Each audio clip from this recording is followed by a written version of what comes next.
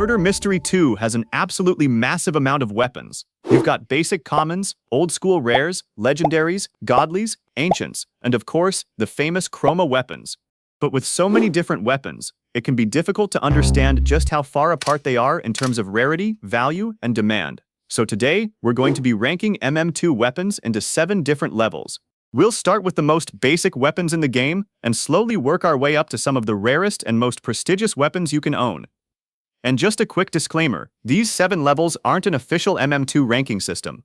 I'm using them as a way to organize weapons based on things like rarity, trading value, demand, and how prestigious they are within the MM2 community. So with that out of the way, let's start at the very bottom. At level 1, we have the most basic weapons in Murder Mystery 2, commons. Commons are generally the easiest weapons to obtain and are usually worth very little when compared to higher tier items. For newer players, these are some of the first weapons you're likely to see in your inventory. They can come from things like unboxing, crafting, events, or other methods depending on what's available in the game. And while commons aren't particularly valuable, that doesn't mean they're completely useless. When you're first starting out, basically every weapon is an upgrade. A new player might start with a basic knife and eventually work their way toward uncommons, rares, legendaries, and eventually even godlies through trading. That's one of the interesting things about MM2's economy. You can start with almost nothing and slowly build an inventory through trading. There are also quite a few common weapons that players recognize because they've been around for a long time. However, if we're talking strictly about rarity and trading prestige, commons are definitely at the bottom of our list. So that's level 1 commons. They're the starting point. But things are about to get a little more interesting. Moving up to level 2, we have uncommons. As the name suggests, these weapons are less common than commons, making them slightly more desirable. Uncommons still aren't considered particularly valuable, but they're a noticeable step above the weapons from level 1.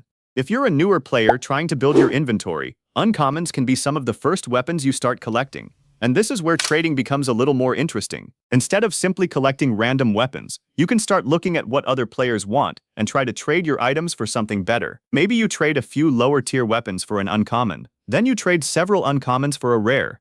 Then eventually you work your way toward a legendary or godly. Obviously, the exact trades and values depend on the current MM2 economy, but the general idea is the same. You're slowly climbing the ladder. Uncommons aren't going to make you rich, but they're one of the early steps toward building a better inventory, and that brings us to level 3. At level 3, we've reached rares. Now we're starting to get into weapons that players are more likely to notice. Rares are significantly less common than commons and uncommons, and some can have decent trading value, depending on the specific weapon.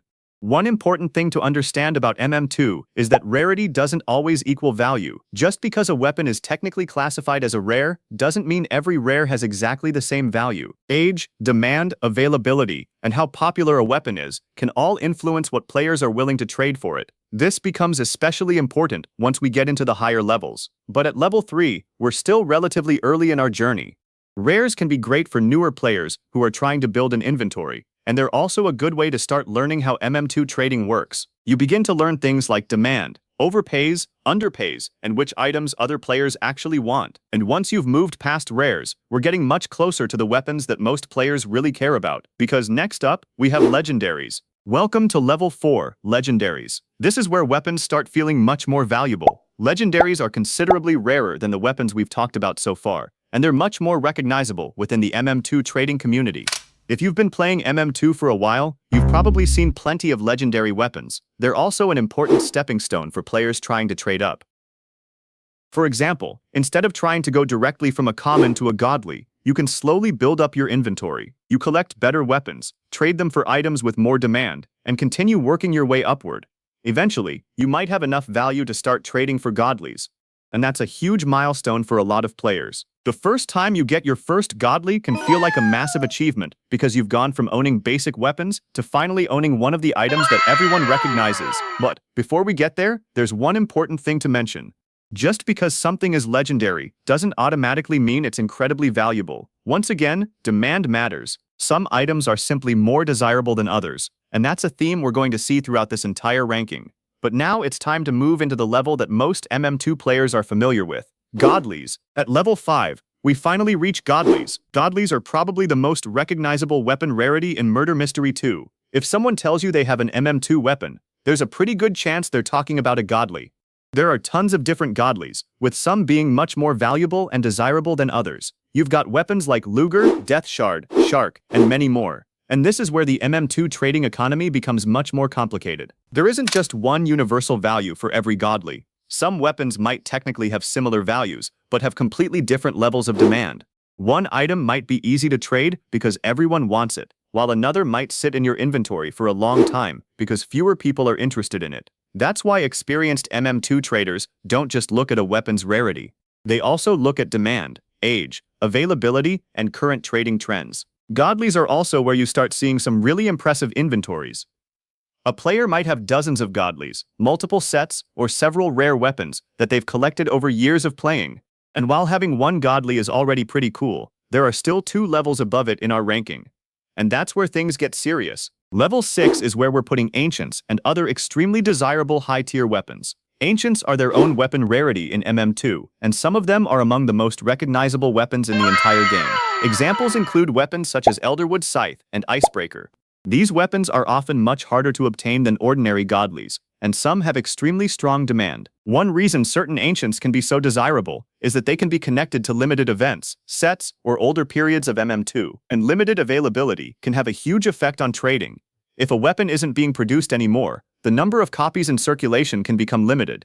Of course, that doesn't automatically make every old weapon incredibly valuable. There are plenty of old weapons that aren't worth much. That's why you have to look at the combination of rarity and demand. At this level, we're no longer talking about weapons that a brand new player can casually obtain. These are the types of weapons that experienced traders might specifically search for. And if someone has a large collection of high-demand ancients, you can usually tell that they've spent a lot of time trading or playing the game. But despite all of that, we're still not at the top, because our final level is something that has become one of the most iconic parts of MM2. Finally, we've reached level 7, Chroma Godlies. Chroma weapons are special versions of certain godlies that constantly cycle through different colors. Instead of having one fixed appearance, the weapon changes colors while you're using it. And that's what makes chromas so recognizable.